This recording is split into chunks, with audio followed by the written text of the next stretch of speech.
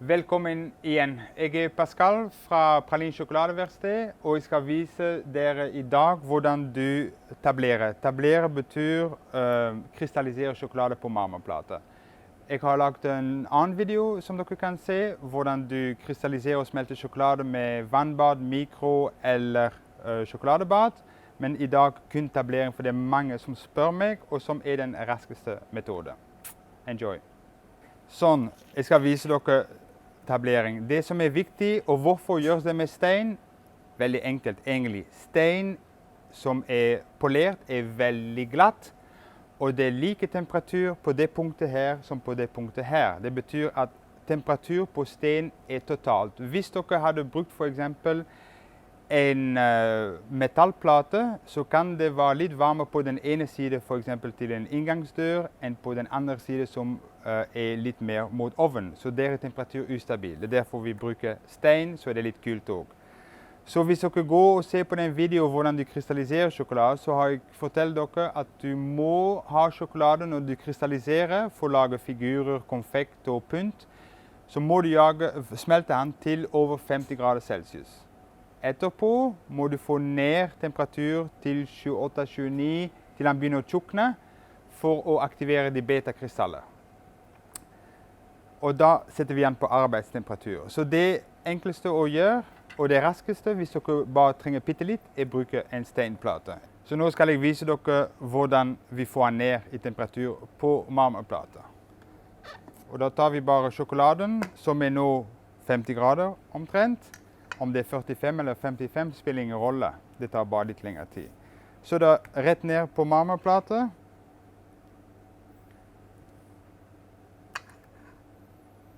Og da begynner temperatur å gå ned.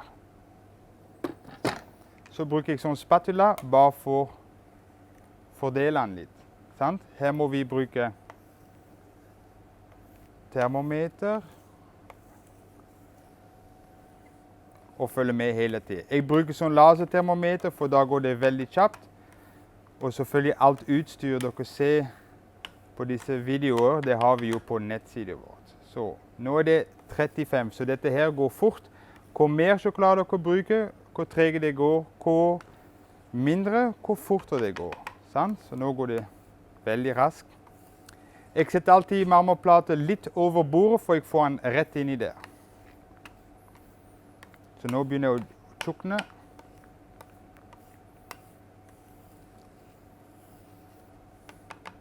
Jeg må få temperatur ned rett under 30 grader for å hente disse beta-krystaller.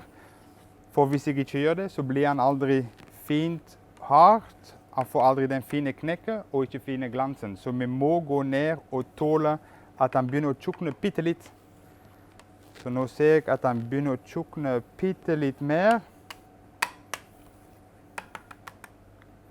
Nå er den på akkurat 30, så nå går det veldig raskt. Så hva jeg pleier å gjøre, er rett i bolle.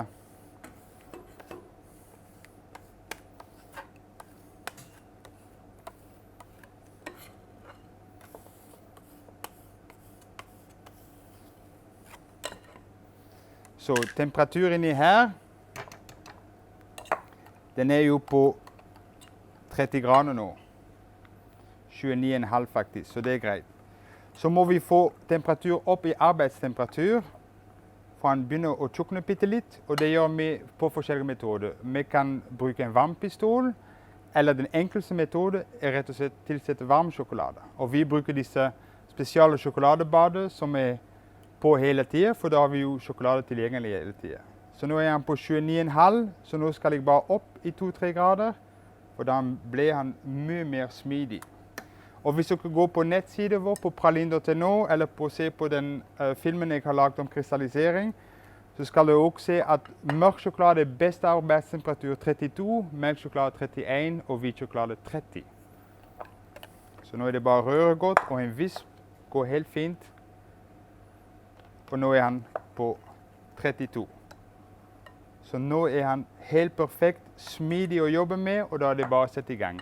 Selvfølgelig må den temperatur holdes, og hvordan kan den holdes? Det kan gå litt over vannbad, bitte litt i mikro, 5 sekunder på fullguffe med en føner, Men i tilfellet hvor jeg jobber nå, er det bare å tilsette sjokolade hele tiden, sånn at jeg holder temperatur gående.